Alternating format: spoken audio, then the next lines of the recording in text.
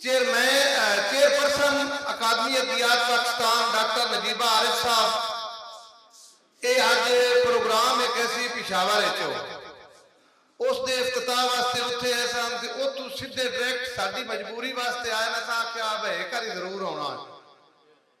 उन्होंने गुजारिश है कि स्टेज से तशरीफ लैन उन्होंने पंजाबी अदबी प्रचार से जनरल सैकटरी जाफर अंजम जटियाना साहब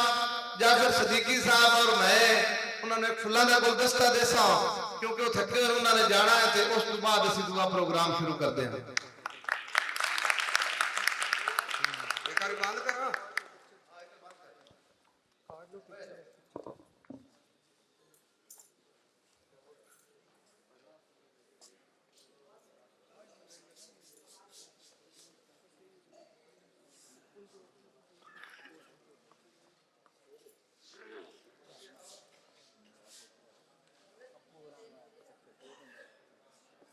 उनको सामने कर लो, वेट करा लो, वेट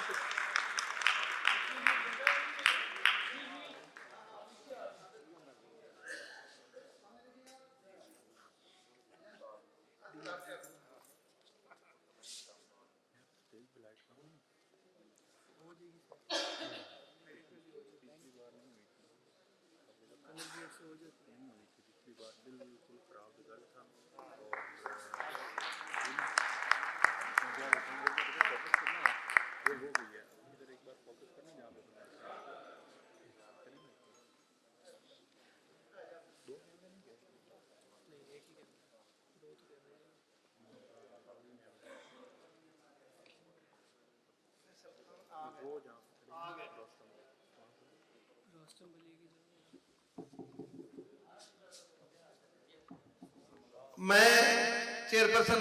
अकादमी अदबियात पाकिस्तान साहब गुजारिश है कि 2-4 लफज अपने जेडे 21 फरवरी के हवाले या प्रोग्राम के हवाले अगर गलबात करना चाहते हैं तो साडी वास्ते इजाजत की गल सी।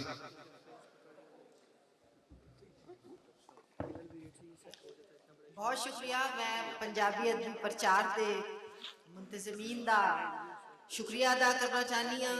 जिन्होंने आज माँ बोली के दिहाड़ अपनी माँ बोली का नाम उच्चा किया है और ये माँ बोली मेरी भी माँ बोली है और सच्ची गल है कि अज इत्थे आके और इन्ना सोहना टोला सुन के मेरा दिल खुश हो गया। शहरी माहौल च रह रह के बंदा अपनी बोली तो भी दूर हो जाता है, लेकिन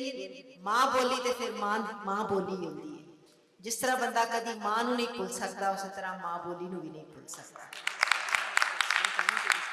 पंजाबी अदबी प्रचार नूं मैं खराजे तहसीन पेश करदी हां जेड़े हर साल ए दिहाड़ बहुत मुहब्बत नाल जोश और जज्बे नाल और बड़े शौक नाल बनाते हैं और मैनू दिली खुशी है कि आज पंजाब के दूर दराज के इलाकों चो इत्थे शायर आए हुए हैं, टोले पढ़े जा रहे हैं, कहानियां पढ़िया गई ने और मुशायरा होने वाला है। यह दिन वाकई पंजाब का दिन है और अज इस ऑडिटोरीयम के इस तरह लगता है कि पंजाब का दिन है, पंजाबी का दिन है और चूंकि यह मादरी जबाना का दिन है, माँ बोलियां का दिन है तो साढ़े सब की माँ बोली इको ही है। इन्हें सानू ऐसे रिश्ते के पिरो दिता है जिदा होर कोई ना। मैं इत्थे बैठे सारे सजना ते भरावां दा शुक्रिया अदा करदी हां जेड़े दूर दराज तो आए ने अपनी माँ बोली के नाम से और खास तौर पर स्टेज से बैठे थे उन्होंने भी शुक्रिया अदा करती हूँ और अदबी प्रचार के मुंतजमीन का जनाब अमजद हरल, जनाब जाफर जटियाना, मलिक मेर अली और बाकी सब का भी शुक्रिया अदा करती हूँ और उन्होंने बहुत बहुत मुबारक पेश करती हूँ।